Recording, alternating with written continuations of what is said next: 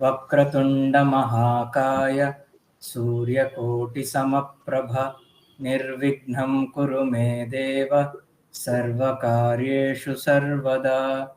सरस्वती नमस्तुभ्यं वरदे कामरूपिणि विद्यारंभं करिष्यामि सिद्धिर्भवतु मे सदा। मन्नाथ श्री जगन्नाथो मद्गुरु श्री जगद्गुरुः ममात्मा सर्वभूतात्मा तस्मै श्री गुरवे नमः। ओम शांति शांति शांतिः। अस्तु, सर्वेभ्यो नमस्काराः। अन्ये अपि आगच्छेयुः, किन्तु अधुना तु 2:15 इति कक्ष्यायाः आरम्भः भवतु। मम ध्वनिः सम्यक् श्रूयते किल? अस्तु।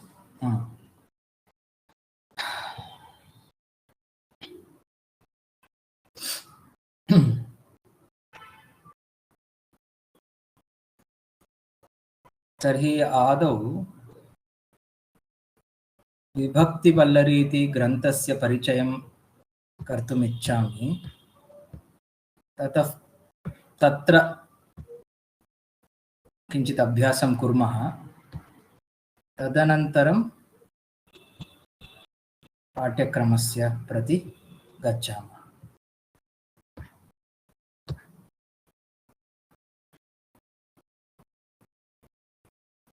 ग्रन्थस्य नाम अस्ति विभक्तिवल्लरी इति। अस्मिन् ग्रन्थे सर्वासां विभक्तीनां बहुभिः वाक्यैः, उदाहरणैः, दत्तांशैः अभ्यासाः कार्यन्ते। अत्र ग्रन्थस्य मुखपुटे एव दृश्यते विभक्तीनां नामानि। प्रथमा, द्वितीया, तृतीया, चतुर्थी, पंचमी, षष्ठी, सप्तमी, संबोधन प्रथमा इति। अयं ग्रन्थः संस्कृतभारतीद्वारा प्रकाशितः। यदा मया क्रीतम् इदं पुस्तकं तदा अस्य पुस्तकस्य मूल्यम् आसीत् 20 रूप्यकाणि। प्रायः अधुना अपि समानमेव स्यात्। यद्यपि अयं ग्रन्थः लघुकायः, लघुमूल्यं, तथापि अस्य ग्रन्थस्य वैशिष्ट्यम् अधिकं। ग्रन्थाध्ययनेन महान् लाभः इति तु निश्चितमेव। विभक्तिवल्लरी। रेकार्डिङ्ग् क्रियमाणं वर्तते। रेकार्डिङ्ग् जायमानमस्ति किल?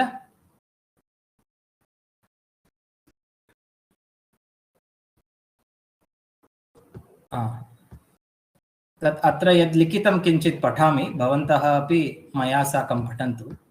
भाषापाठनक्षेत्रे, भाषाप्रचारक्षेत्रे च बहुविधान् प्रयोगान् करोति संस्कृतभारती। विभिन्नाः पद्धतीः अवगत्य, विविधानि तन्त्राणि आश्रित्य, विभिन्नान् अभ्यासान् रचयित्वा, विविधानि कौशलानि उपयुज्य अनक्षरज्ञाः, अनभिज्ञाः, अल्पज्ञाः, अधीयानाः, अभिज्ञाः, विशेषज्ञाः इत्यादयः विभिन्नस्तरीयाः संस्कृतभारत्या पाठिताः। इत्युक्ते ये संस्कृतभारतीं प्रविशन्ति तेषु केचन जनाः अनक्षरजनाः, इत्युक्ते तेषाम् अक्षरज्ञानमपि नास्ति। अथवा अनभिज्ञाः, इत्युक्ते तेषाम् अक्षरज्ञानम् अस्ति किन्तु विषयान् ते न जानन्ति। येषु कांश्चन विषयान् जानन्ति, अतः ते अल्पज्ञाः। अल्पं जानन्ति इति अल्पज्ञाः। अन्ये केचन अधीयानाः, इत्युक्ते ते सम्प्रति अध्ययनं कुर्वन्ति।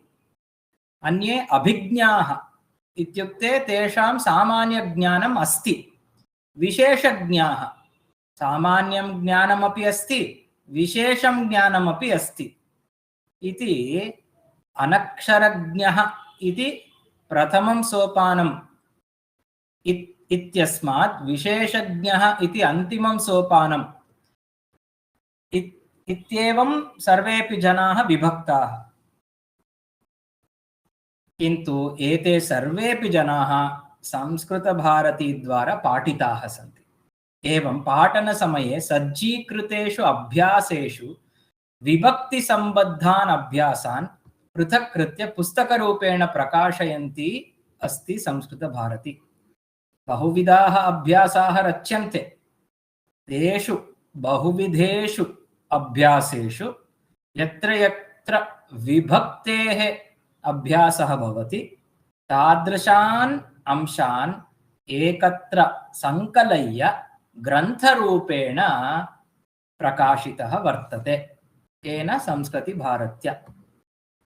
द्वितीया विभक्त्यादिक्रमेण अत्र अभ्यासाः दत्ताः सन्ति। तत्र प्रथमः पाठः अस्ति द्वितीया विभक्तिः इति। अत्र अभ्यासिभिः विभक्तिः योजनीया भवति। अभ्यासिभिः नाम अस्मैः अस्माभिः छात्रैः। अभ्यासी इत्युक्ते वयमेव अभ्यासिनः। अकारान्त पुल्लिंग नपुंसकलिंगयोः आकारान्त स्त्रीलिंग ईकारान्त स्त्रीलिंगस्य च शब्दाः प्रदत्ताः।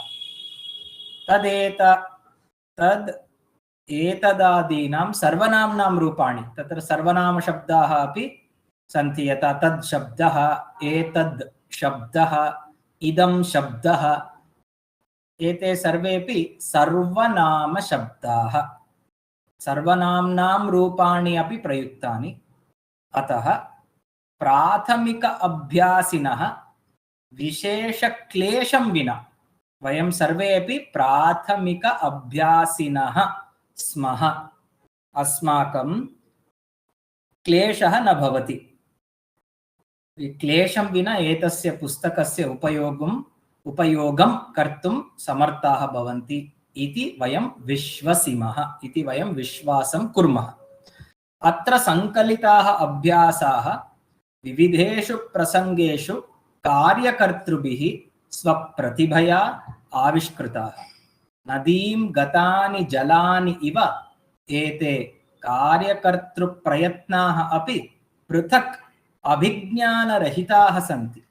इत्युक्ते सर्वेपि कार्यकर्तारः अत्र योगदानं कृतवन्तः।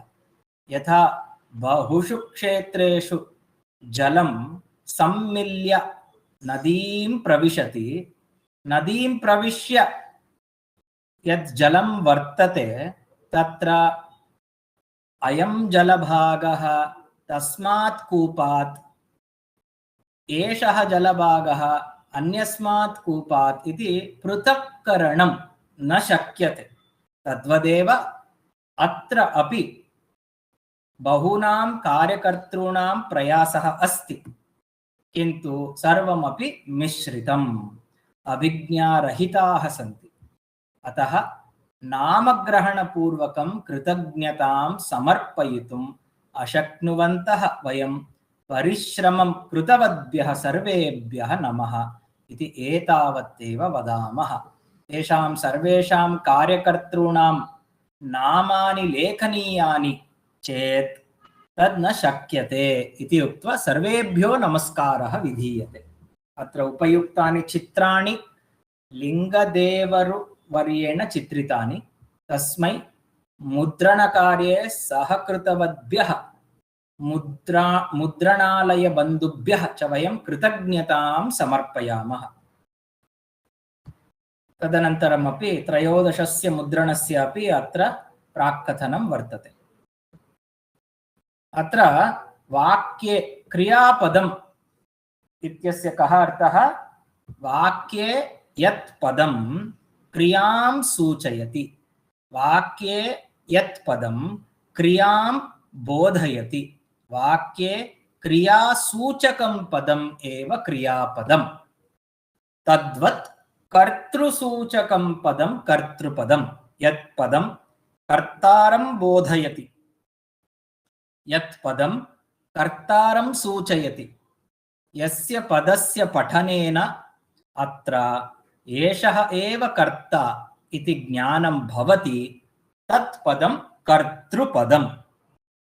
यत् पदं कर्म सूचयति, यस्य पदस्य पठनेन अस्य वाक्यस्य एतदेव कर्म इति ज्ञानं भवति, तत् पदं कर्मपदम्।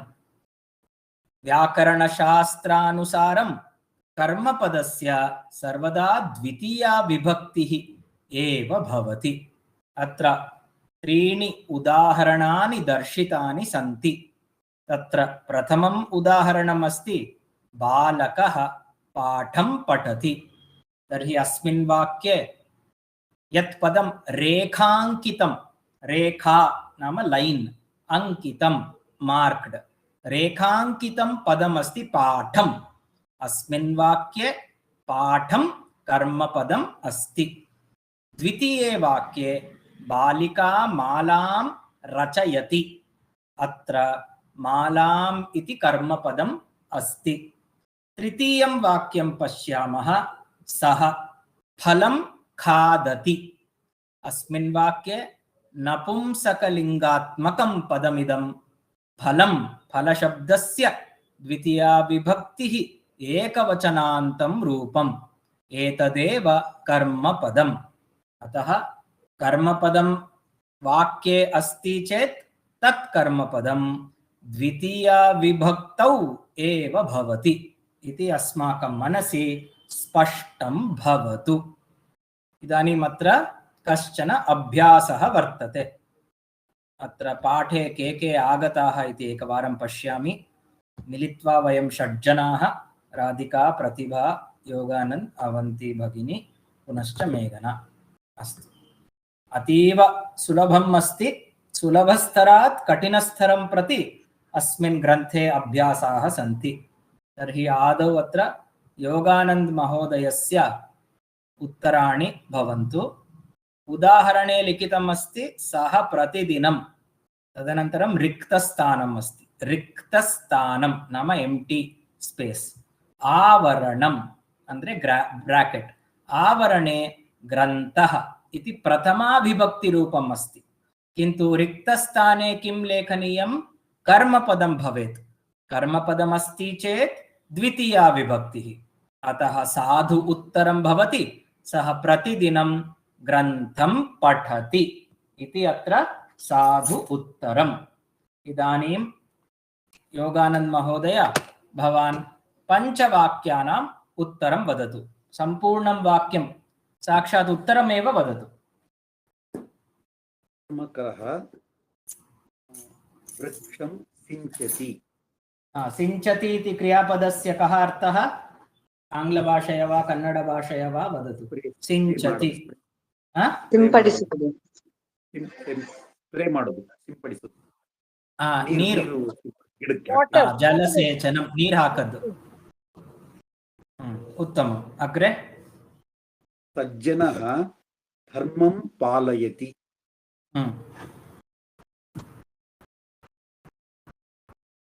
अहं शब्दं शृणोमि। अहं शब्दं शृणोमि। सा इतिहासः इति इतिहासं स्मरति।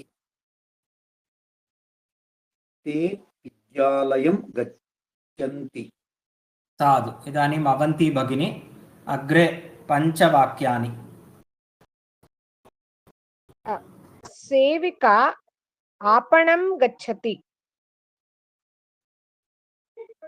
करेक्ट। स्वामिनी सेविकाम् आह्वयति। अत्र तदनन्तरं आह्वति, आह्वयति, आह्वयति, आह्वयति, आह्वयति।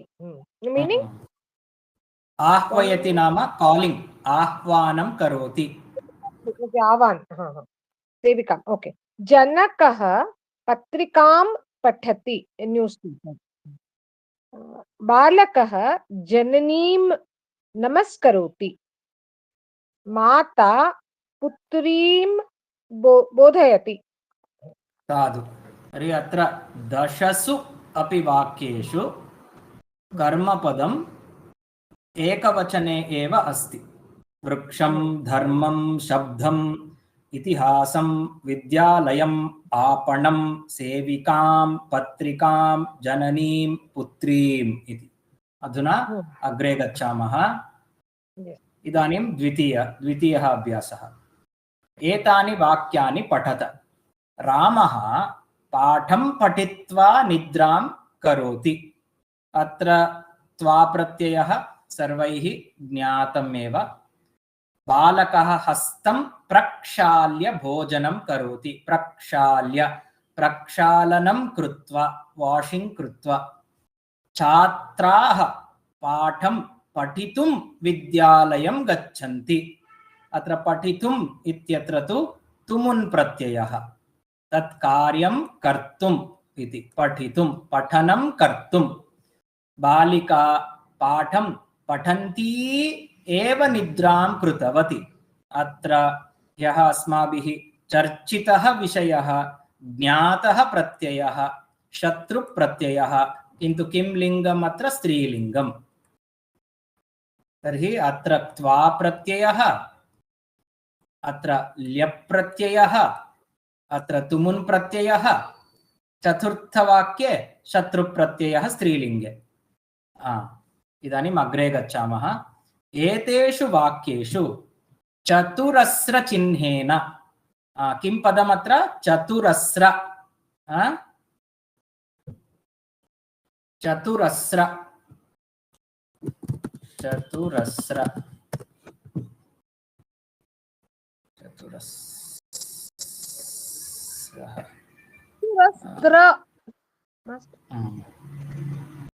चतुरस्र, चतुरस्र। ओके, अत्र लिखामि चतुरस्र। ओके, चतुरस्र। अत्र किम् अस्ति? चतुर् प्लस अस्र। अस्र इत्यस्य कः अर्थः? अस्र नाम कोणः। कोणः ಅಂದ್ರೆ कार्नर।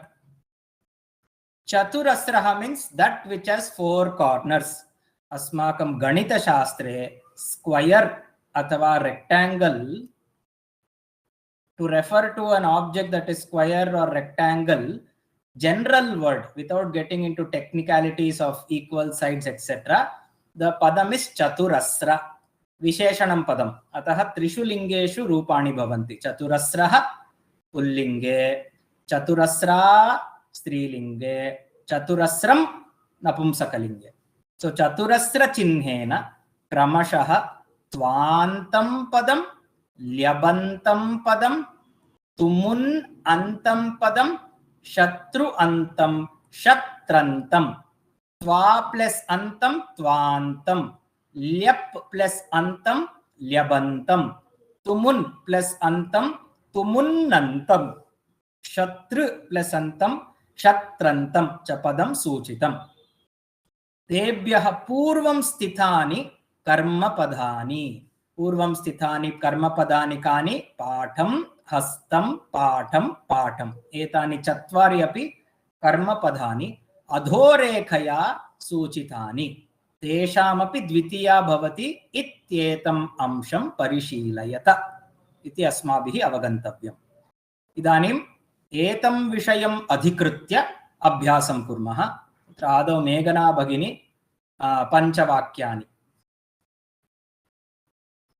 भवती विषयं ज्ञात्वा अग्रे पठतु। छात्राः प्रश्नं पृष्ट्वा विषयं जानन्ति।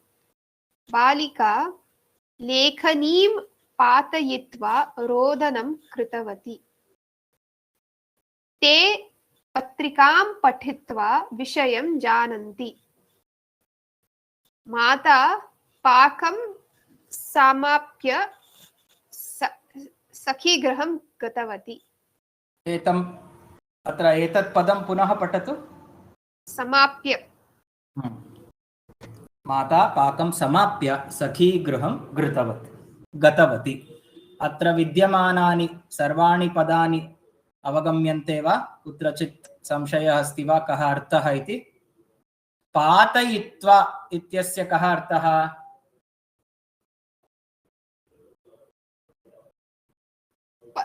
ಕೆಳಗೆ पतति ಬೀಳಿಸಿ ಮಹೋದಯ, ರಾಧಿಕಾ ಭಗಿನಿ ಕೆಳಗೆ ಬೀಳಿಸಿ. ಕೆಳಗೆ ಬೀಳಿಸುವುದು ಸಮ್ಯಕ್. ಮೇಘನಾ ಭಗಿನಿ प्रथमरूपं पतति इति. तत्र रूपद्वयं लिखामि अत्र. पतित्वा पातयित्वा.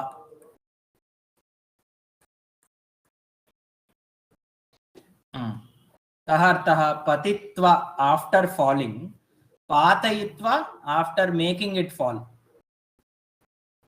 After dropping, after dropping, after making it fall इत्युक्ते आफ्टर ड्रॉपिंग. सत्यं, सः एव अर्थः. पतित्वा पातयित्वा. प्रत्ययः अस्ति खलु अत्र? अत्र प्रक्रिया ज्ञातव्या चेत् पत् निच् निच् प्रेरणार्थे, तदनन्तरं त्वा प्रत्ययः. सम्यक् प्रतिभा भगिनी. अस्तु, इदानीम् अग्रे राधिका भगिनी पञ्चवाक्यानि. भवान् सदा सज्जनानां व्यवहारम् अनुसृत्य गच्छतु. सः देवीं नमस्कृत्य विद्यालयं गच्छति. भगिनी शाटिकां प्रक्षाल्य आतपे प्रसारितवती. आतपे महोदय मीनिंग? आतपः. आतपः. आतपः नाम तापः इत्युक्ते हीट्, बिसिलु इति. अभ्यासं कर्तुं मम समयः नास्ति इति न वक्तव्यम्. इति अभ्यासं कर्तुं मम समयः नास्ति इति उत्तमाः छात्राः न वदन्ति. अस्तु, अग्रे दशमं वाक्यं. भक्तम् अनुग्रहीतुं देवं भूलोकम् आगतवान्. देवः. देवः भूलोकम् आगतवान्. अङ्कनीं क्रेतुं पर्याप्तं. पञ्चवाक्यानि एव. अङ्कनीं क्रेतुं पर्याप्तं. राधिका भगिनी पर्याप्तं. पञ्चवाक्यानि पर्याप्तं. तर्हि अत्र नूतनानि पदानि. प्रसारितवती.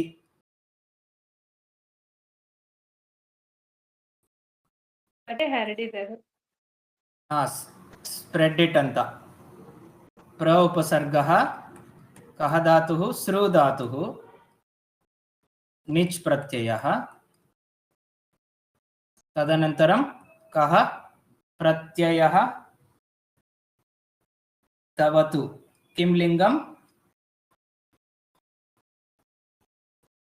स्त्रीलिंग. स्त्रीलिङ्गं. प्रसारितवती.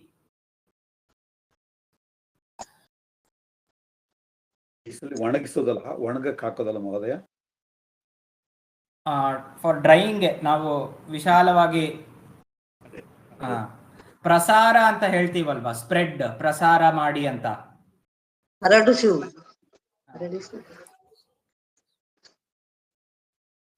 अग्रे. तर्हि अत्र 11 वाक्यम् अस्ति. एतद् प्रतिभा भगिनी. इतः पञ्चवाक्यानि.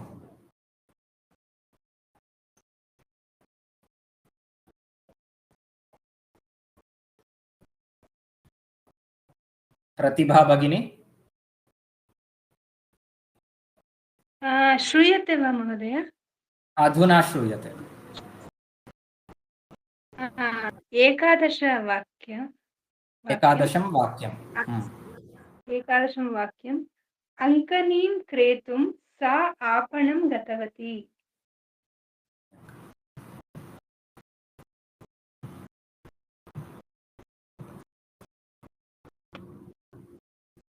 सः मित्रस्य टिप्पणीं स्वीकर्तुं तस्य गृहं गतवान्. शिशुः अम्बां सन् रोदनं कृतवान्. भक्तः मन्त्रं पठनं करोति. कृषिकः कृषिं कुर्वन् जीवति। सम्यक्। किमपि नूतनं पदमस्ति वा? आपणः। आपणः नाम शाप् इति अर्थः। क्रेतुं टु पर्चेस्। अङ्कनी इत्यस्य कः अर्थः? पेन्। पेन्सिल्। पेन्नु लेखनी इति पेन्, अङ्कनी पेन्सिल् इति पेन्सिल्। अत्र टिप्पणी। टिप्पणी ಅಂದ್ರೆ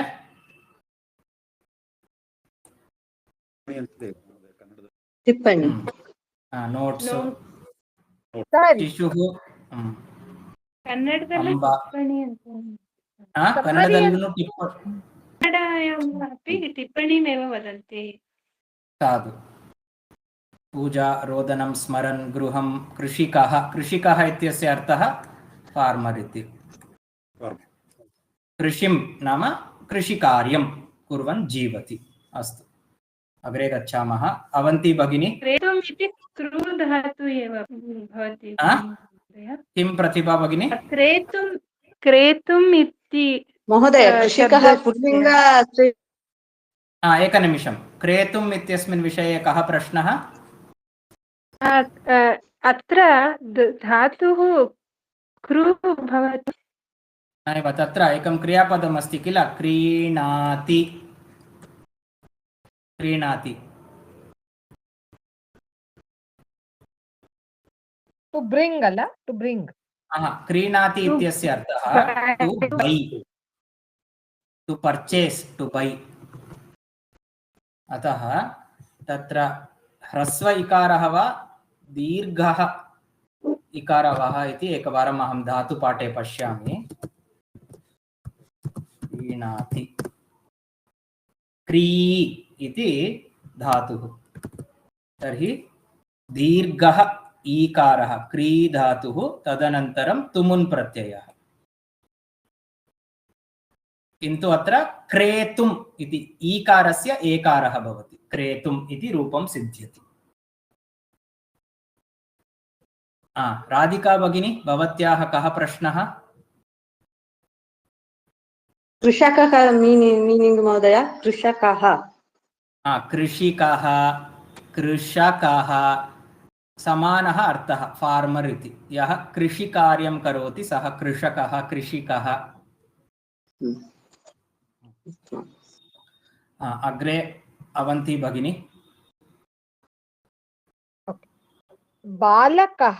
बालकाः विद्यालयं गच्छन्तः पाठं स्मरन्ति। आपणिकः ग्राहकां दृष्ट्वा सन्तोषम् अनुभवति। अत्र किम् अस्ति? एकनिमिषं। किं भगिनी? ग्राहकां नैव, अत्र ग्राहकाः इति बहुवचने अस्ति, रामाः। ओके। तर्हि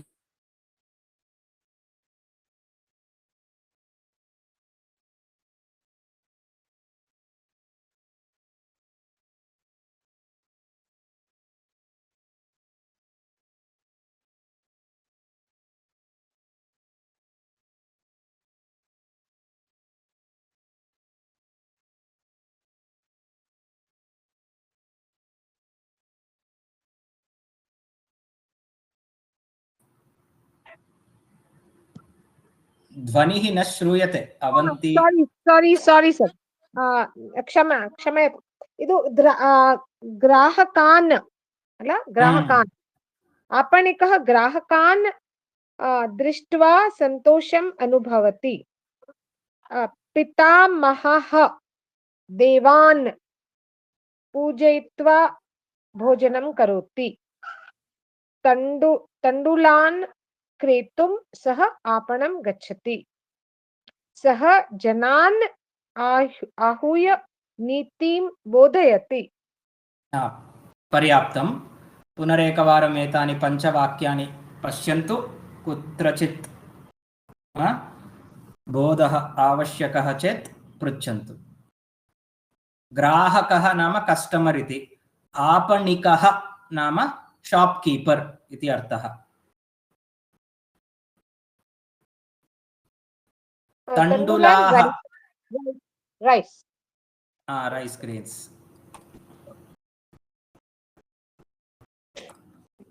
आहूय महोदय आहूय आह्वयति आहूय अत्र आहूय इति नाम आह्वानं कृत्वा ल्यप् प्रत्ययः अस्ति आ उपसर्गः ह्वयति इति धातुरूपं तत्र ल्यप् प्रत्ययः तत्र मूलधातुः कः इत्येकवारं हू इति धातुः ह्वे ह्वे इति धातुः उभयपदी धातुः ह्वे ह्वे आ उपसर्गः ह्वे धातुः ल्यप् प्रत्ययः आहूय उभयपदी धातुः अतः ह्वयते इत्यपि अस्ति ह्वयति इत्यपि रूपम् अस्ति आत्मनेपदी रूपम् अपि अस्ति परस्मैपदी रूपम् अपि अस्ति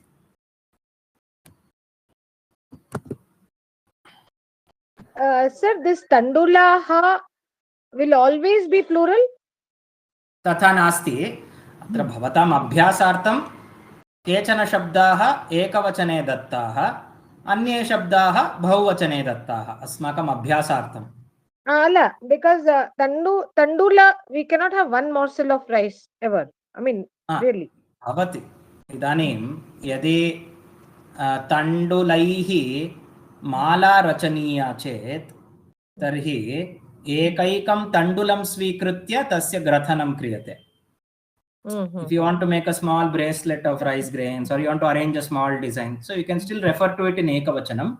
This is not one of those this is not one of those shabdas which are by default nitya bahuvachanantam. That's what I want. Okay, sir. What about 1 kg of rice? 1 kg of rice. How will we do that? Then kg ityasya krute there is no Sanskritam padam, so we will use the word kg only. Okay. So we will say 1 kg parimita tandulaha. अस्तु स्पष्टता अग्रे योगानंद महोदयः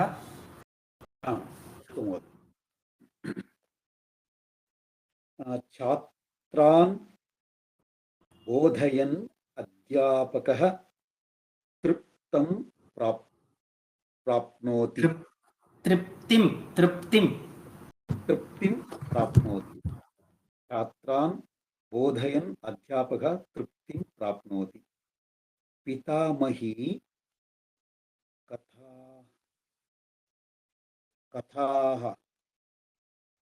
कथाः only महोदय very गुड कथाः उक्त्वा बालान् तोषयति अद्य पाठान् पठितुं मम उत्साहः नास्ति गृहस्वामी बान्धवान् सम्प्रेष्य गृहं प्रत्यागतवान् पत्रिकाः पठितुं सः ग्रन्थालयं गतवान् साधु अत्र कथाः पत्रिकाः इति स्त्रीलिङ्गस्य द्वितीया विभक्तिः बहुवचनं लता लते लताः लतां लते लताः आकारान्त स्त्रीलिङ्गस्य प्रथमा विभक्तौ द्वितीया विभक्तौ च बहुवचने समानं रूपं भवति अस्तु अग्रे गच्छामः अत्र अधः तोषयति नाम संतोषयति आनन्दयति to make somebody happy अत्र तुष्यति is to become happy toshayati is to make somebody happy अत्रापि निच् प्रत्ययः प्रेरणार्थे निच् यथा पतति पातयति तुष्यति तोषयति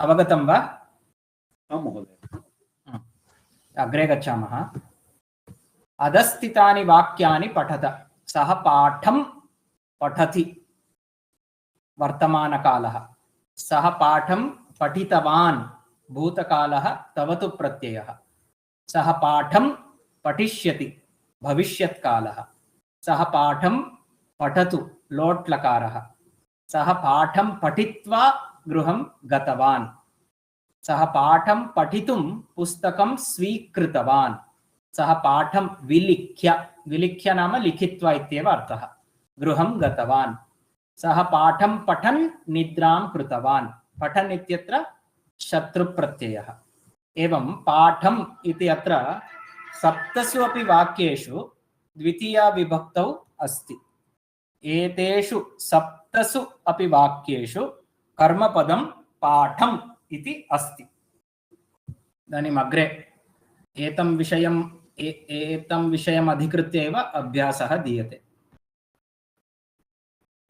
इदानीम् अस्तु उपरि अष्टविधानि वाक्यानि लिखितानि तर्हि मया एतानि अष्टविधानि वाक्यानि अहम् अस्माकं गणे स्थापयामि येन भवन्तः द्रष्टुम् अर्हन्ति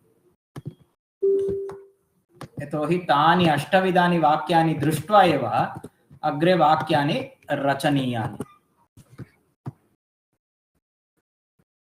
उपरि अष्टविधानि वाक्यानि लिखितानि एतेषाम् आधारेण अधः सूचिते प्रसङ्गद्वये प्रथमवाक्यं दृष्ट्वा अवशिष्टानि सप्तवाक्यानि लिखत कः अर्थः यथा अत्र अष्टवाक्यानि दर्शितानि तथैव अत्रापि अष्टवाक्यानि लेखनीयानि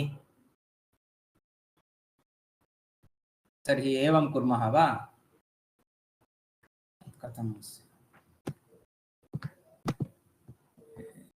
इत्येवं कर्तव्यम्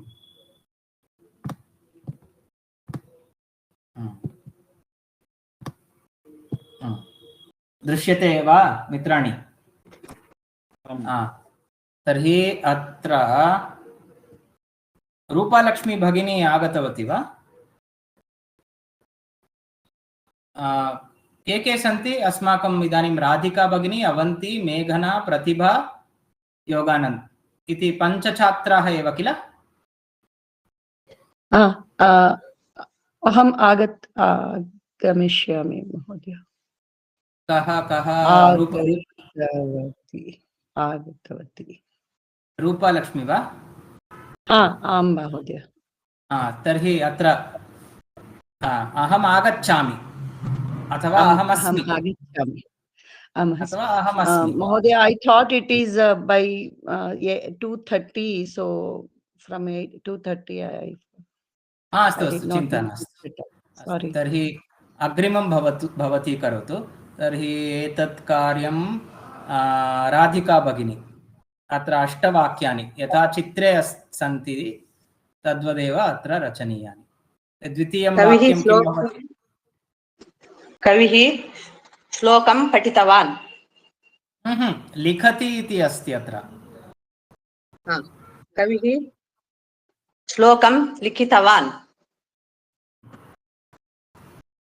कविः श्लोकं लेखिष्यति सर्वैः अत्र सम्यक् श्रोतव्यं लिखिष्यति इति सम्यक् रूपं नास्ति लेखिष्यति यथा भगिनी उक्तवती लेखिष्यति इति भविष्यत्कालरूपं साधु कविः श्लोकं लिखतु कविः श्लोकं लिखित्वा गृहं गतवान् यत्किमपि अस्तु कविः श्लोकं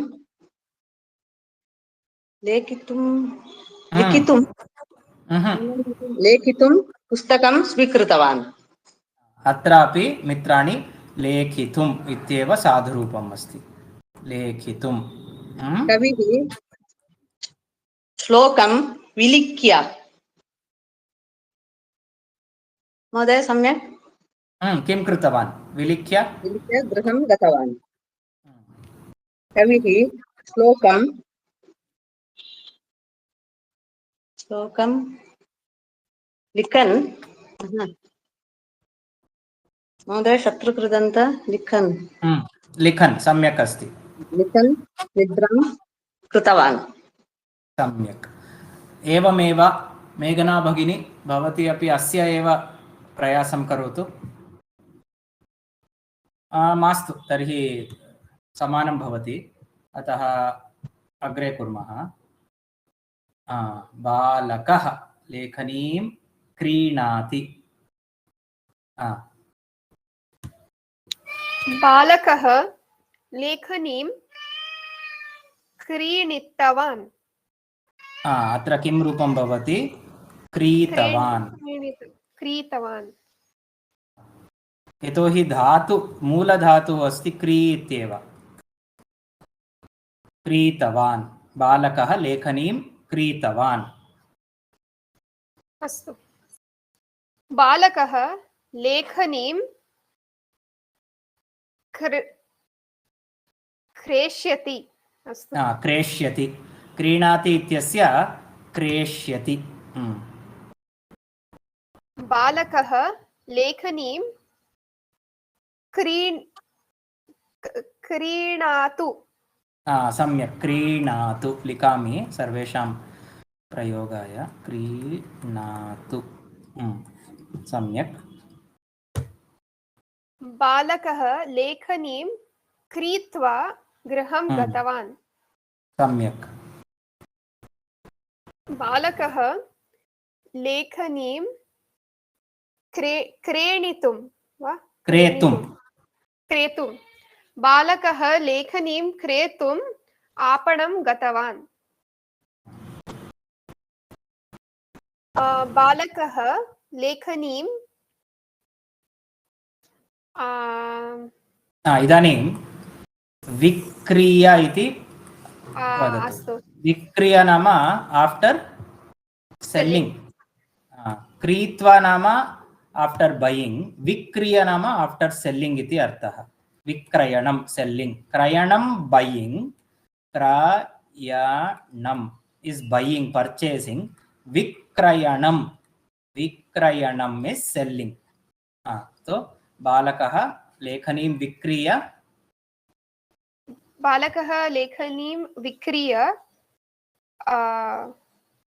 गृहं गतवान्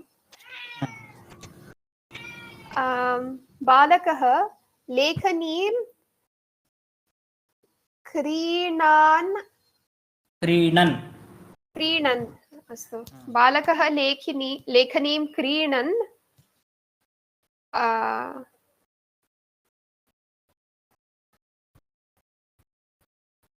ग्रां कृतवान् इति वक्तुं न शक्यते बालकः लेखनीं क्रीणन् लिखितवान्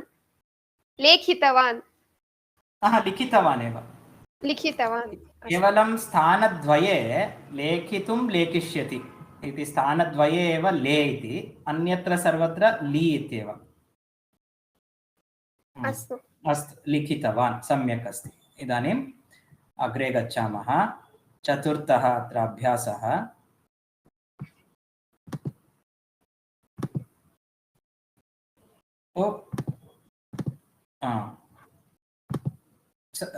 मम ध्वनिः श्रूयते वा महोदय अस्तु तर्हि अत्र किम् अस्ति आवरणे दत्तानां शब्दानाम् उचितानि रूपाणि रिक्ते स्थले लिखत रिक्ते स्थले यत्र स्थलं रिक्तम् अस्ति तत्र द्वितीयान्तं पदं द्वितीया विभक्त्यन्तं पदं तर्हि आदौ योगानन्द महोदय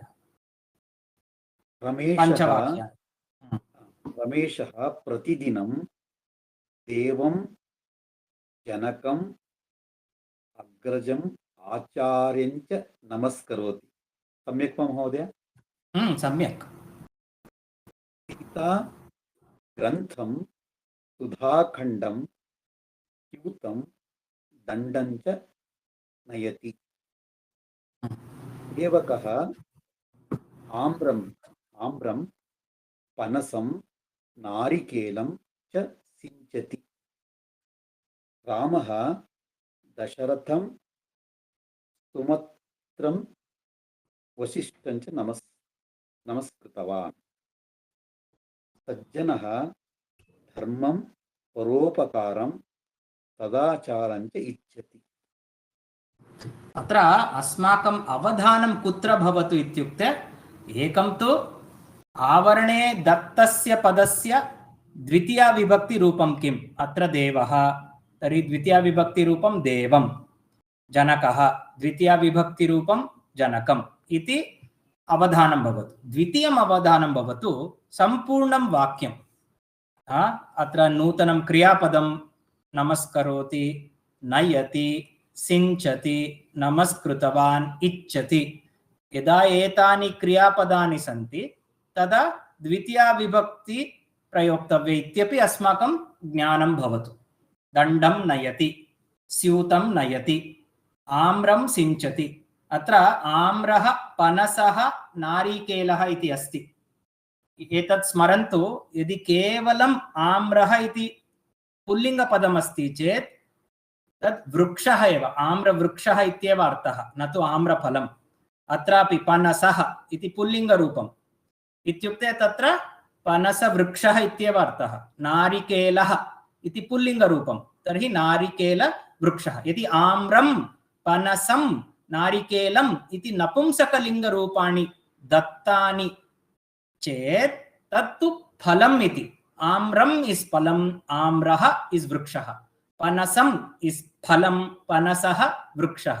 नारिकेलम् इस् फलं, नारिकेलः इस् वृक्षः इति संस्कृतभाषायां व्यवस्था। अस्तु, अग्रे अवन्ती भगिनी।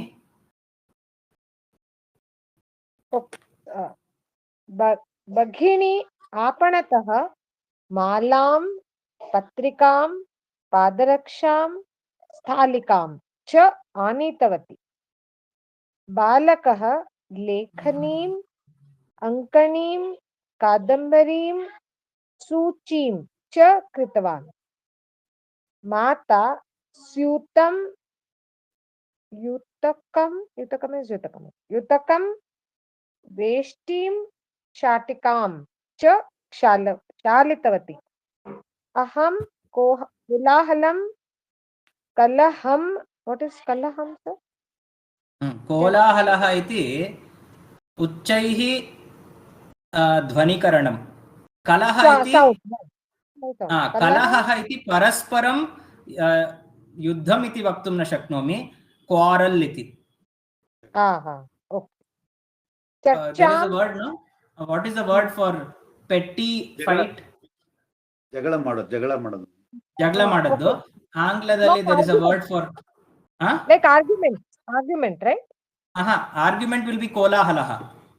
Okay. Kolahalaha is where everybody is shouting and things like that. Kalaha is quarrel type. Quarreling. So there is a word I'm getting. Charcham is just discussion. Alasyam only. Cha na ichhami.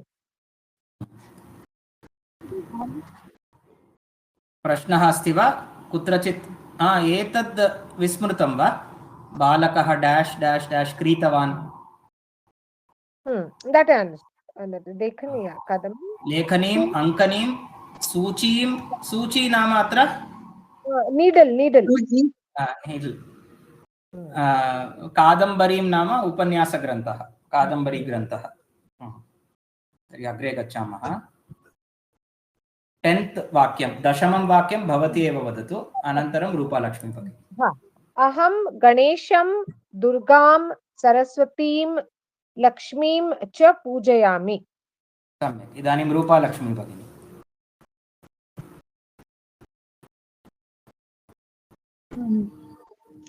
Sir, I joined late. I don't know exactly what to do. Can you please? केवलं अत्र आवरणे प्रथमा विभक्तिरूपम् अस्ति। आवरणे प्रथमा विभक्तिरूपम् अस्ति। रिक्तस्थाने द्वितीया विभक्तिरूपं लेखनीयं, यतोहि कर्मपदं भवति वाक्यस्य। इदानीं जनाः, द्वितीया विभक्तिरूपं किं भवति? जनान्। जनान्। एवमेव अन्येषां पदानामपि वदतु वाक्यस्य पूर्णार्थम्। Okay. गोविन्दः जनान् आपणान् दीपान् वृक्षान् च पश्यति. Is it right, sir? सम्यक् अस्ति, सम्यक्। वयं गणेशोत्सवावसरे गणेश उत्सव अवसरे वयं गणेशोत्सवावसरे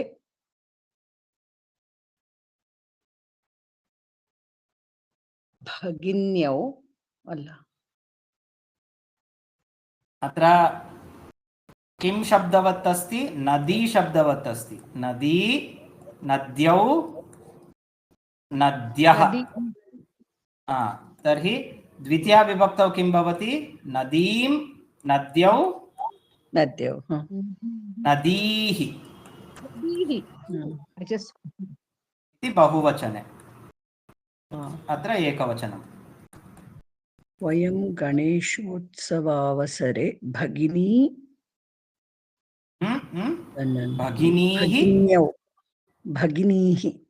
भगिन्यौ इति द्विवचनं भवति। द्विवचने तत् अत्र प्रथमा विभक्ति बहुवचनं दत्तं। So you should also write द्वितीया विभक्तिः बहुवचनं। Okay. You cannot convert it to द्विवचनं। Okay. So what will it become? भगिनीः भगिनीः। जनन्यः जननीः। Very good. जननीः।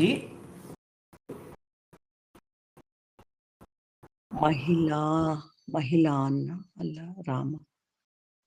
लता शब्दः वदतु रूपाणि। लता, लता, लते, लताः। लताः। द्वितीया विभक्तौ किं भवति रूपालक्ष्मी भगिनी? लतां, लतां, लताः। लतां, लते, लताः। अहमत्र जानामि के शब्दान् जानन्ति, के शब्दान् न जानन्ति।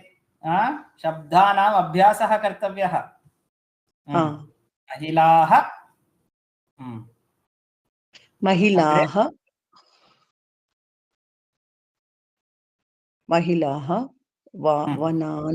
वनानि। अत्र न, उपरि। महिलाः वनानि इति अग्रिमं वाक्यम्।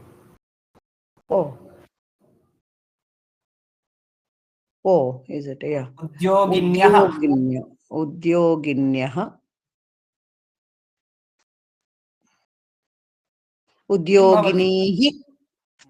उद्योगिनीः च गृहं प्रति आह्वयामः। Why आह्वयामः? Because it is वयम् आह्वयामः। Yes. इदानीं पूर्णं वाक्यं वदतु।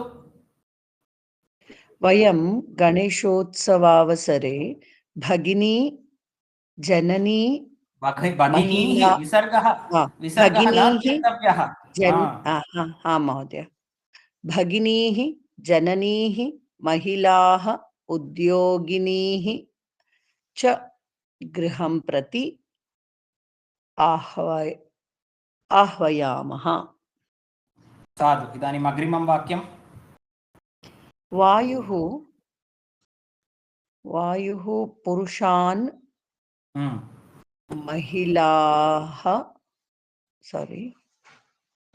महिलाः वृक्षान्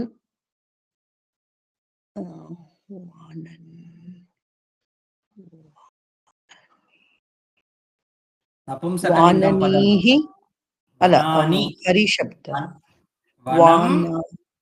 वनं वने वनानि फलं फले फलानि ज्ञानं ज्ञाने ज्ञानानि। द्वितीया विभक्तौ समानं। वनं वने वनानि। वनानि समानं गुल्माः न गुल्माः गुल्माः itself only will come. गुल्मः गुल्मः इति पुल्लिङ्गपदम्. Okay, गुल्मान् हम्म. गुल्मान् च स्पृशति. पूर्णं वाक्यं. वायुः पुरुषान् महिलाः वृक्षान् वनानि गुल्मान् च स्पृशति. पर्याप्तम्. इदानीं महोदय गुल्मान् मीनिङ्ग् महोदय श्रब श्रब् इति अर्थः. तत्र कन्नडभाषायां किम् उच्यते? पोदे पोदे पोदे. इदानीं मेघना भगिनी.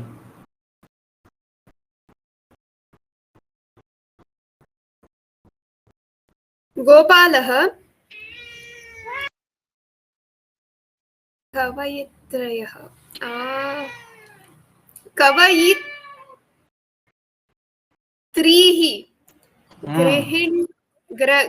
गृहिणीः कर्मकर्यन् च निमन्त्रयति. कर्मकर्यः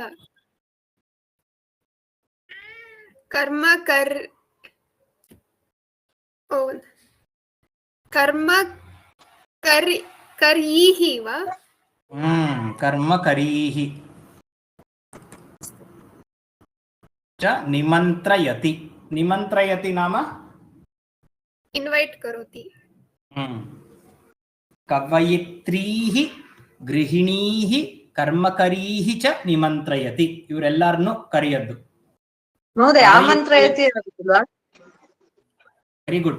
What is the difference between आमन्त्रणम् and निमन्त्रणम्?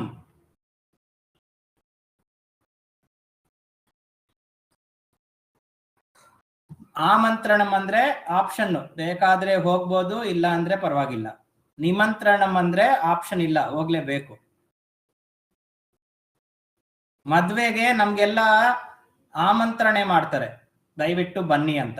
But ಈಗ ಪ್ರಧಾನಮಂತ್ರಿ ನಮ್ಗೆ ದಿಲ್ಲಿಗೆ ಕರೆದ್ರೆ ಆಮಂತ್ರಣ ಮಾಡಲ್ಲ, ನಿಮಂತ್ರಣೆ ಮಾಡ್ತಾರೆ, ಹೋಗ್ಲೇಬೇಕಾವಾಗ. ನಿವೇದನೆ ಮಾಡುದು ಮೇಡಮ್ ಮಹೋದಯ. ಆಮಂತ್ರಣ ಅಂದ್ರೆ ಹೋಗ್ಬೋದು, ಇಲ್ಲ ಅಂದ್ರೆ ಹೋಗದೆ ಇರ್ಬೋದು. ನಿಮಂತ್ರಣ ಅಂದ್ರೆ ಹೋಗ್ಲೇಬೇಕು. ಇವಾಗ IT ಡಿಪಾರ್ಟ್ಮೆಂಟ್ ಇಂದ ನೋಟಿಸ್ ಬರುತ್ತೆ, ಅವಾಗ ಅದು ಆಮಂತ್ರಣನ ನಿಮಂತ್ರಣನ? ನಿಮಂತ್ರಣ, ಹೋಗ್ಲೇಬೇಕು. ಇವಾಗ ಬರ್ತ್ಡೇ ಪಾರ್ಟಿ ಕರೀತಾರೆ ಯಾರಾದ್ರೂ ಫ್ರೆಂಡು, ಅದು ಆಮಂತ್ರಣನ ನಿಮಂತ್ರಣನ? ಆಮಂತ್ರಣ. ಆ ರೀತಿ. ಇವಾಗ ಬ್ರಾಹ್ಮಣರನ್ನ ಶ್ರಾದ್ದ ಭೋಜನಕ್ಕೆ ಕರೀತಾರೆ, ಬ್ರಾಹ್ಮಣರಿಗೆ ಅದು ಆಮಂತ್ರಣನ ನಿಮಂತ್ರಣನ? ಬ್ರಾಹ್ಮಣರಿಗೆ ನಿಮಂತ್ರಣ. ಅವರು ಶ್ರಾದ್ದ ಭೋಜನ ಯಾವಾಗ್ಲೂ ನಿರಾಕರಿಸಬಾರ್ದು, ಹೋಗ್ಲೇಬೇಕು, ಹೌದು ಅವ್ರ ಧರ್ಮ. ಆ ರೀತಿ ಆಮಂತ್ರಣ ಅಂದ್ರೆ ಬೇಕಾದ್ರೆ ಹೋಗ್ಬೋದು, ಇಲ್ಲ ಅಂದ್ರೆ ಬೇಡ. ನಿಮಂತ್ರಣ ಅಂದ್ರೆ ಹೋಗ್ಲೇಬೇಕು. ಇಲ್ಲಿ ಗೋಪಾಲಃ ಸಾಕ್ಷಾತ್ ಪರಮಾತ್ಮ ಶ್ರೀಕೃಷ್ಣ ಅತ್ರ ನಿಮಂತ್ರಯತಿ ನ ಆಮಂತ್ರಯತಿ. ಓಕೆ ಸರ್, ಕರ್ಮಕರ್ಯಃ ನದಿ ಶಬ್ದವತ್ತ? कर्मकरी इति स्त्रीलिङ्गम् अस्ति, अतः नदी शब्दवत्. यदि पुल्लिङ्गे अस्ति तर्हि कर्मकरः रामशब्दवत्. Oh, there you have written. No, sorry sir. इदानीं राधिका भगिनी. अहम् लेखनीः कर्तरीः च कृतवान्. सम्यक्. त्रिषु अपि स्त्रीलिङ्गपदानि एव सन्ति. इदानीम् अहं किं करोमि इत्युक्ते अभ्यासकार्यं ददामि. किं भगिनि? लक्ष्मीः ईकार ಅಂತ ಸ್ತ್ರೀಲಿಂಗ, ವಿಸರ್ಗ ಇದೆಯಲ್ಲ ಮಹೋದಯ? तत्तु विशिष्टं पदमस्ति. प्रथमा विभक्तिरूपौ तत्र लक्ष्मीः इति विसर्गयुक्तम् अस्ति. यथा श्रीः लक्ष्मीः इति तत्र कानिचन पदानि तादृशानि विशिष्टानि सन्ति. अतः तत्र पृथक् दत्तानि. लक्ष्मीः, लक्ष्मी शब्दः स्त्री श्री शब्दः अतः प्रवेशग्रन्थे नदी शब्दः अपि लिखितः ततः परं लक्ष्मी शब्दः अपि अस्ति श्री शब्दः अपि अस्ति किमर्थम् इत्युक्ते तत्र भेदः दृश्यते शब्दरूपेषु किमर्थं विसर्गः अस्ति इति तस्य उत्तरम् अहं जानामि विसर्गः अस्ति इति अहं वक्तुं शक्नोमि इदानीं भवन्तः स्वतः अभ्यासं कुर्वन्तु पेज नंबर्स किम् इति वदामि 6 अत्र कोष्टके रिक्तस्थानानि सन्ति तदनन्तरं page number 7 page number 8 page number 9 page number 10 page number 11 page number 12 page number 13 page number 14 15 16 17 शक्यते वा आं महोदय कर्तव्यं शक्यते वा न वा कर्तव्यम् ऑप्शन नास्ति आमन्त्रणं नास्ति कर्तव्यमेव शक्यते चेत् करोमि न शक्यते चेत् न करोमि इति तत्र विकल्पः नास्ति वैकल्पिकं नास्ति ऑप्शनैलिटी नास्ति कर्तव्यं धर्मत्वेन कर्तव्यं छात्रधर्मत्वेन कर्तव्यं सर्वमपि स्वतः लिखन्तु यत्र कुत्रचित् संशयः वा कथं कर्तव्यम् इति तत्र न स्पष्टता नास्ति चेत् गणे वा सन्देशं प्रेषयन्तु अथवा साक्षात् मह्यं वा सन्देशं प्रेषयन्तु but if you do this the dvitiya vibhakti concept will become very very strong in your mind. Okay, so this I will close.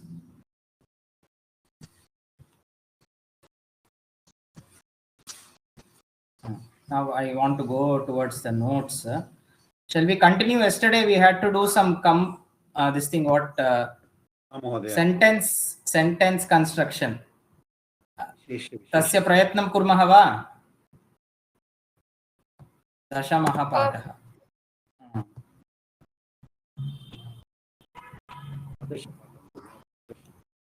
अत्र 12 पाठः एव अद्यतनस्य दिनाङ्कः अस्ति 16 दिनाङ्कः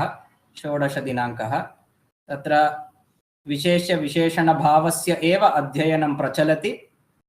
प्रथमे पाठे केवलं विशेष्य विशेषणभावस्य प्रथमा विभक्तेः अभ्यासः कृतः. अत्र द्वितीयपाठे विशेष्य विशेषणभावस्य अन्यासु अवशिष्टासु द्वितीयादिषु विभक्तिषु अभ्यासः क्रियते. तर्हि तत्र अस्माभिः विनयशीलाय उन्नतेभ्यः मधुराभ्याम् इति 3 पदानि दृष्टानि. अधुना लघूनाम् इति अस्ति. लघूनाम् षष्ठी विभक्तिः बहुवचनं लघूनाम्. वाक्यस्य प्रथमं पदं भवतु अहं. तदग्रे यत्किमपि वदन्तु. मेघना भगिनी अहम्. अहं लघूनां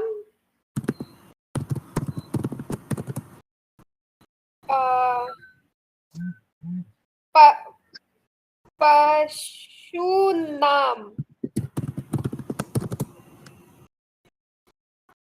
इच्छामि. द्वितीया विभक्तेः अभ्यासः अधुना एव सम्पादितः. अस्तु लघुं पशुम् इच्छामि. अस्तु एतत् साधुवाक्यम्. अस्तु लघूनां पशूनां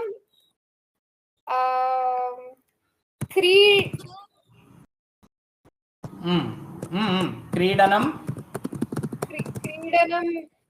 कर्तुम् इच्छामि. क्रीडनम् इच्छामि. If you want to say aham lagubhihi पशुभिः सह क्रीडितुम् इच्छामि। अस्तु। सर्वे त्रीणि वाक्यानि अपि सम्यक् पश्यन्तु, कुत्र का विभक्तिः इति स्पष्टम् अवगमनं भवति।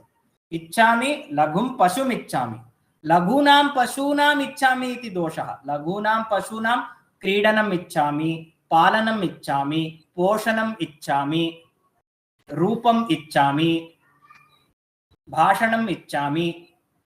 क्रीडितुं नाम तत्र केन सह इति प्रश्नः भवति, अतः लघुभिः पशुभिः सह क्रीडितुम् इच्छामि। अवन्ती भगिनी, लघूनाम् अहम् इत्येव प्रथमं पदं तत्र। Sir, Laghunam is a small one, na? Small. So, Shakti Vibhakti small. षष्ठी विभक्तिः बहुवचनम्, अर्थः अस्ति स्मॉल इति। Small. Okay. So, my God. It's difficult. कटाने कर्म को करण से, संप्रदान के लिए अपादान से, करण में पेपर. Okay.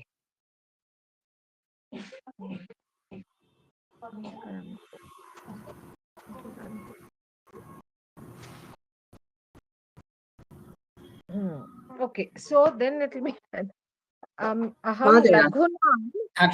तिष्ठ अवन्ती भगिनी, अहं laghunam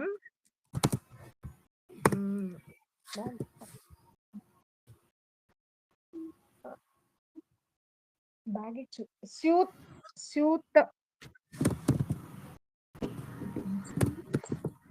सूतानां falan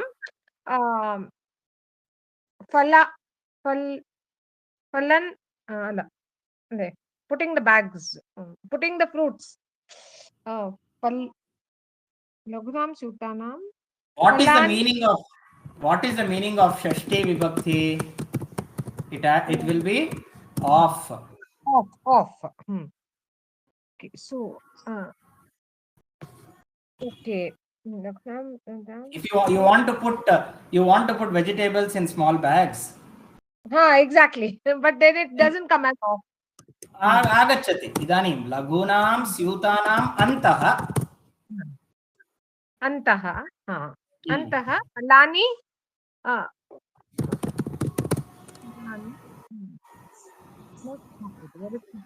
स्थापयति. Aham is there, remember.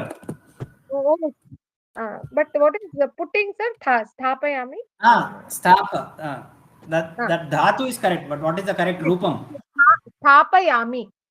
Good. Sthapayami. Laghunam syutanam antah phalani sthapayami. Or you can say aham laghushu syuteshu phalani sthapayami. Saptami vibhakti, in, on, at. Yes. Okay, thank God. Okay, thank you, sir. Radhika Bhagini. मम गृहे लघूनां धेनूनाम् एका श्वेता धेनुः अस्ति। मम गृहे लघूनां धेनूनाम् एका श्वेता धेनुः अस्ति। सम्यक्। Now दीर्घासु. So what is the meaning of this? Can you just meaning? Meaning Radhika Bhagini will tell. ನಮ್ಮ ಮನೆಯಲ್ಲಿ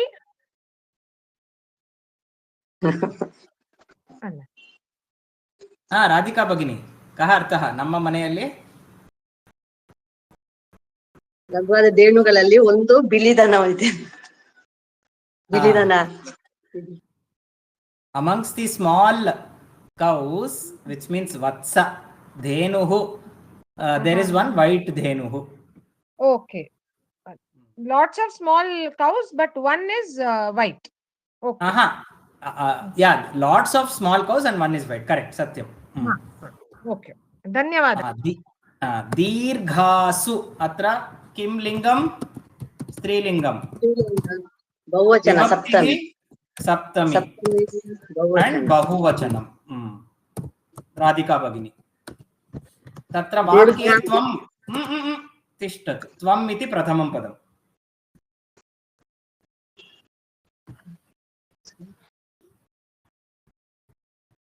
त्वं दीर्घासु लतासु सुन्दराणि पुष्पाणि पश्यसि वा पश्यसि वा किं वक्तव्यं ಏನ್ ಮಾಡಬೇಕು ಅಂತ ನೋಡಿದ್ಯಾ ಅಂತ ಹೇಳಿ पश्यसि वा अस्तु पश्यसि वा पश्यसि किम् अथवा पश्यसि वा उत्तमं दीर्घासु लतासु long creepers have you seen the beautiful flowers in the long creepers very good now Yoganand Mahodayah Bhavan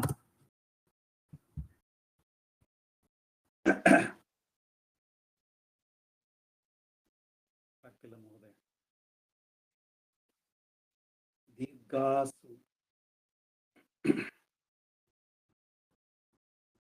pass ಅಂತ ಒಂದು ಆಪ್ಷನ್ ಇದೆ ಈ ಪದ ನಿಮ್ಗೆ ಇಷ್ಟ ಇಲ್ಲ ನಾನು ನೆಕ್ಸ್ಟ್ ವರ್ಡ್ ತಗೊಂತೀನಿ ಅಂದ್ರೆ ನೀವು ಇನ್ಯಾರಿಗಾದ್ರೂ ಹೆಸರು ಹೇಳ್ಬಿಟ್ಟು ಅವ್ರಿಗೆ ಪಾಸ್ ಮಾಡ್ಬೋದು ಅವ್ರು ನಿಮ್ಮನ್ನ ಬೈದ್ರೆ ನಾನು ಅದಕ್ಕೆ ಕಾರಣ ಅಲ್ಲ ನೀವು ಯಾರಿಗೆ ಬೇಕಾದ್ರೂ ಪಾಸ್ ಮಾಡ್ಬೋದು ನಿಮ್ಗೆ ಈ ಪದ ಬೇಡ ಅಂದ್ರೆ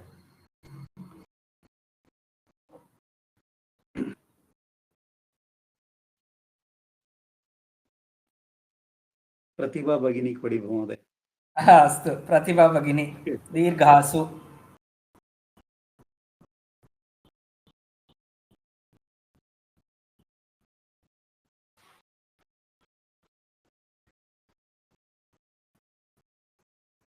प्रतिभा भगिनी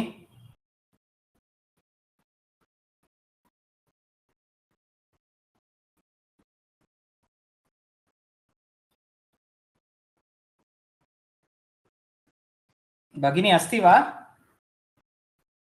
अस्मि श्रूयते वा महोदय श्रूयते यदि भवती चिन्तनं करोति तर्हि क्लेशः न नास्ति मम इंटरनेट सिग्नल लो अस्ति यत्र अहम् अस्मि तत्र इदानीं वाक्यरचना कर्तव्या श्रूयते सम्यक् श्रूयते वाक्यरचना कर्तव्या दीर्घासु भवान् इति तत्र वाक्यस्य प्रथमं पदं भवतु आं महोदय भवान् दीर्घासु अङ्कनीषु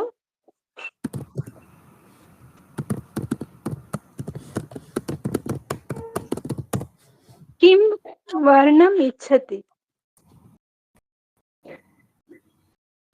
किं वर्णम् इच्छति साधु भवती एव अग्रे नूतनेन नपुंसकलिङ्गम् क्षम्यतां महोदय अत्र भवान् अस्ति खलु इच्छति या इच्छसि तत्र एवं नियमः अस्ति भवान् भवती अस्ति चेत् प्रथमपुरुषः एव ओके प्रथमः पुरुषः त्वम् अस्ति चेत् एव मध्यमपुरुषः इति नियमः नूतनेन प्रतिभा भगिनी पर्वं शब्दस्य सप्तमी विभक्ति पर्वणि इति भवति वा महोदय पर्वम् इति शब्दः नास्ति पर्व शब्दः क्षम्यतां पर्वन् शब्दः नकारान्तः नपुंसकलिङ्गः शब्दः पर्वन् शब्दः सप्तमी विभक्ति पर्वणे इति भवति वा पर्वणि दीपावली पर्वणि मम माता नूतनेन पीताम्बरवस्त्रेण शोभते सम्यक् पीताम्बरवस्त्रेण शोभते सर्वे पठन्तु वाक्यं सुन्दरं दीपावली पर्वणि मम माता नूतनेन पीताम्बरवस्त्रेण शोभते। इदानीम् अम्बर इति पदस्य कः अर्थः?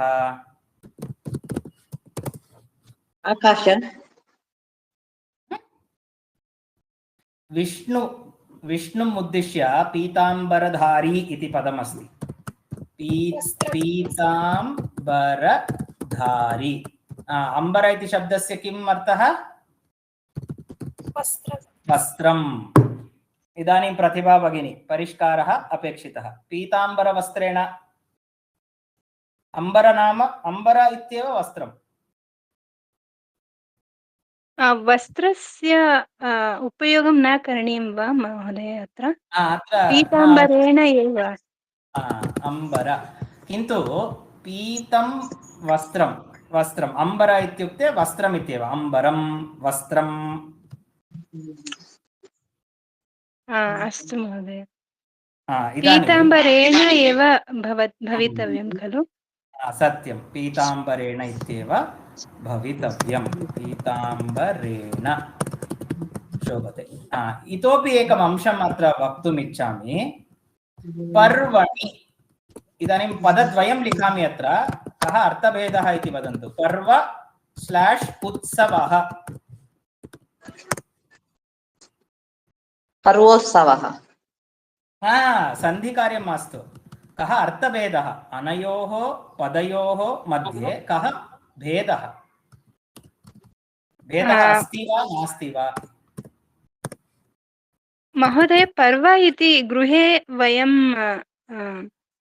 दीपावली गौरीगणेश आचरामः, तत् पर्वन् इति भवति खलु? उत्सवः बहवः जनाः भागं गृह्णन्ति।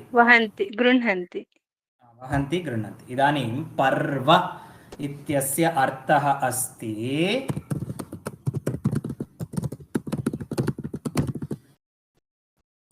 उत्सवः इत्यस्य अर्थः अस्ति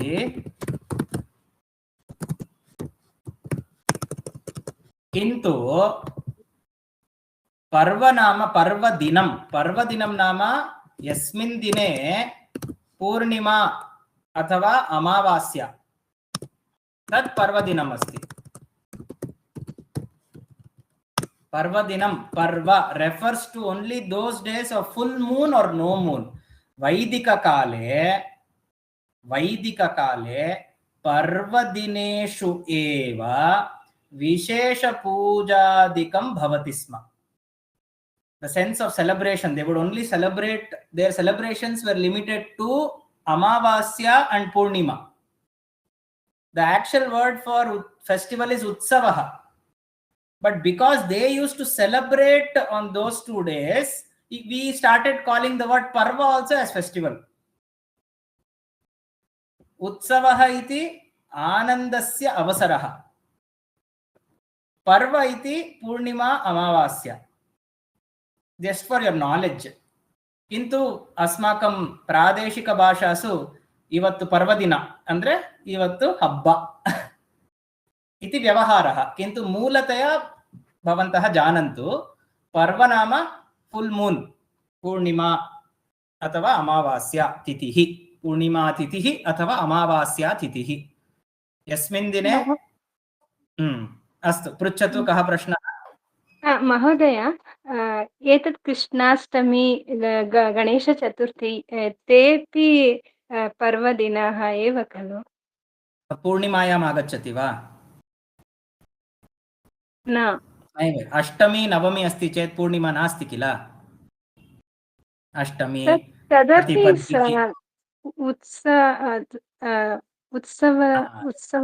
उत्सवदिनम् अस्ति। उत्सवदिनानि सन्ति किन्तु पर्वदिनानि न सन्ति। पर्व नाम पूर्णिमा अमावास्या इति। तर्हि वैदिककाले उत्सवाः पर्वदिनेषु एव भवन्ति स्म। अतः उत्सवः पर्व इति सिनोनिम्स् पर्यायपदानि अभवन्। अस्तु पर्यायत्वेन प्रयोगः दृश्यते लोके इति अस्माभिः ज्ञातव्यम्। अस्तु अस्तु महोदय। केवलं किञ्चित् एक्स्ट्रा नालेज्। उत्तीर्णान् कः वक्तुम् इच्छति? उत्तीर्णान्। आदौ अत्र लिङ्गं विभक्तिः वचनं वक्तव्यम्। उत्तीर्णान्।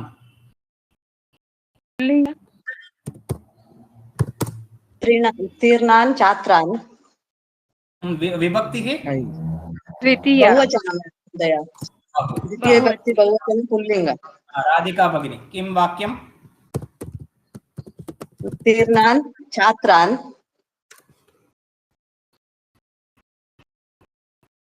शिक्षकः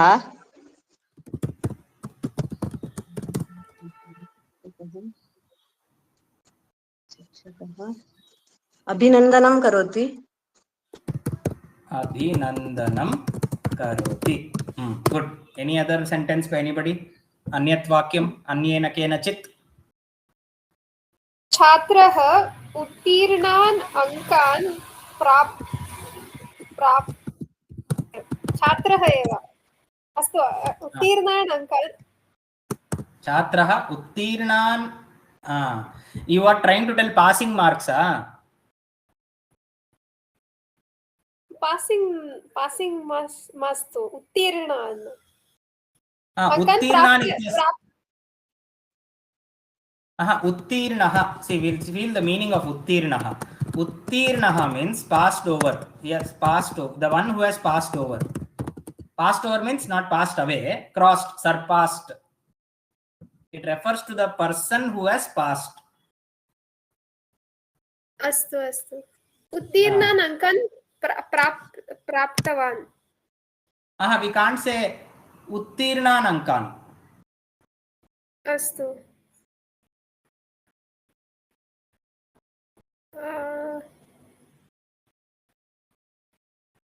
उत्तीर्णान्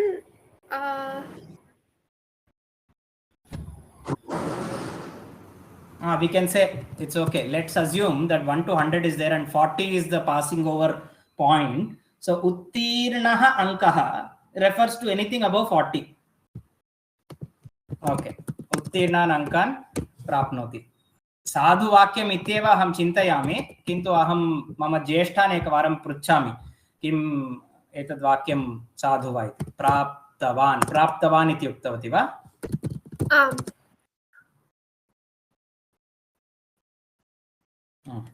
किन्तु परिशीलनीयम्।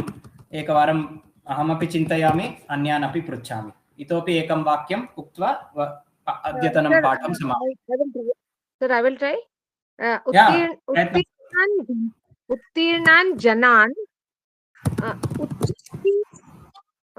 post that they are holding big posts in the government. You cannot give me homework. उत्तीर्णान् जनान् I am giving you homework. You cannot make that into my homework.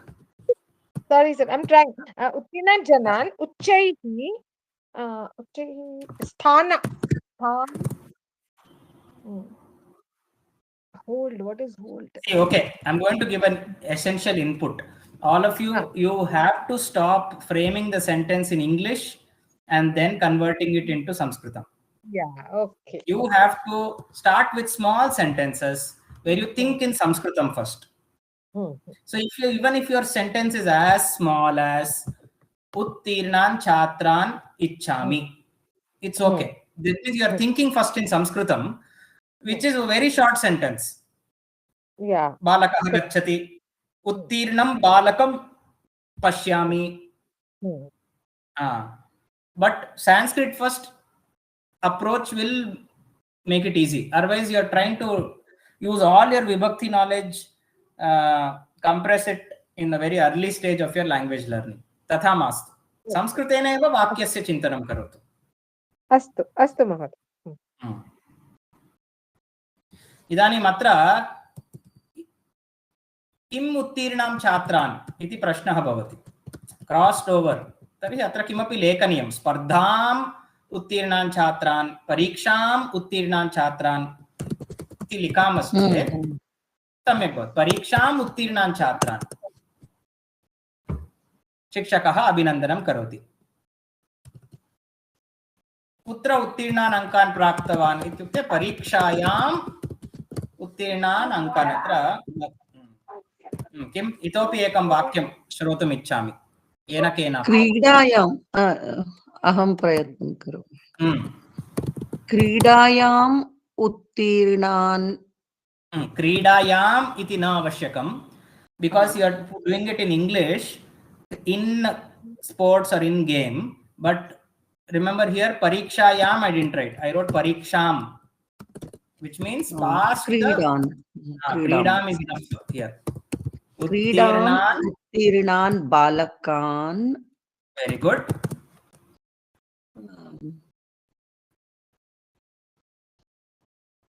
बालकान्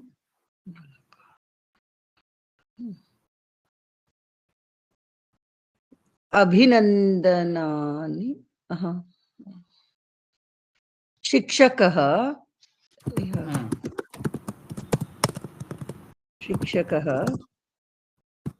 अभिनन्दयति अथवा प्रशंसति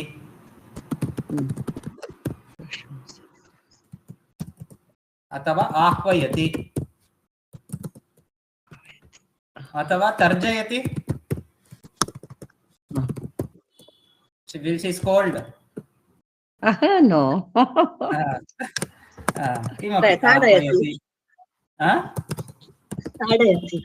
अय्यो संतोषयति। बहुमान वितरयति। I was just a certificate issue ಮಾಡಿದ್ರಂತ ಅಂದ್ಬಿಟ್ಟು. Then you can't, because the one who receives always has to be in chaturthi. उत्तीर्णेभ्यः छात्रेभ्यः, but here उत्तीर्णान् इति द्वितीया विभक्तिः अस्ति, अतः दानक्रिया न शक्यते। ओके। महोदय पारितोषिकं ददाति इति भवति वा? पारितोषिकं कस्मै ददाति? उत्तीर्णेभ्यः छात्रेभ्यः ददाति। चतुर्थी। इफ यू से शिक्षकः उत्तीर्णान् छात्रान् पारितोषिकं ददाति, that means she is gifting away the children who have passed in the form of presents. The dana vastu is there only. Yo. The one who receives has to be in chaturthi vibhakti. The object that is given will be in dvitiya vibhakti. Uttirnan chatran dadati means she is giving away the chatras only. Pariksham उत्तीर्णान् छात्रान् माता युद्धाय ददाति.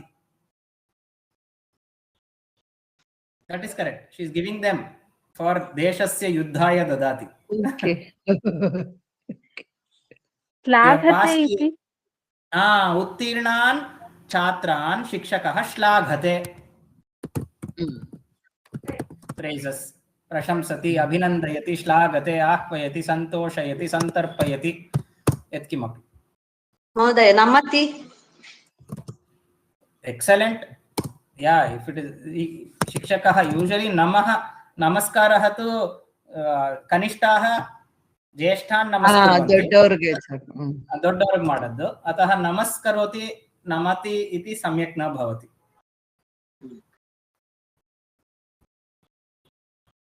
अस्तु, पर्याप्तं, चिन्ता नास्ति। अत्र पाठस्य स्थगनं भवतु। एवमेव वयं मन्दं मन्दं गच्छामः। I know we are going very slow in our syllabus, but no use of running without learning. I had a next sentence for the next one. Next class. Okay. अधुना अहं शान्तिमन्त्रम् उक्त्वा पाठं समापयामि। तदनन्तरं मम एका प्रार्थना अस्ति, तद् वदामि किम् इति। ओम सर्वे भवन्तु सुखिनः, सर्वे सन्तु निरामयाः, सर्वे भद्राणि पश्यन्तु, मा कश्चित् दुःखभाग् भवेत्। ओम शान्तिः शान्तिः शान्तिः।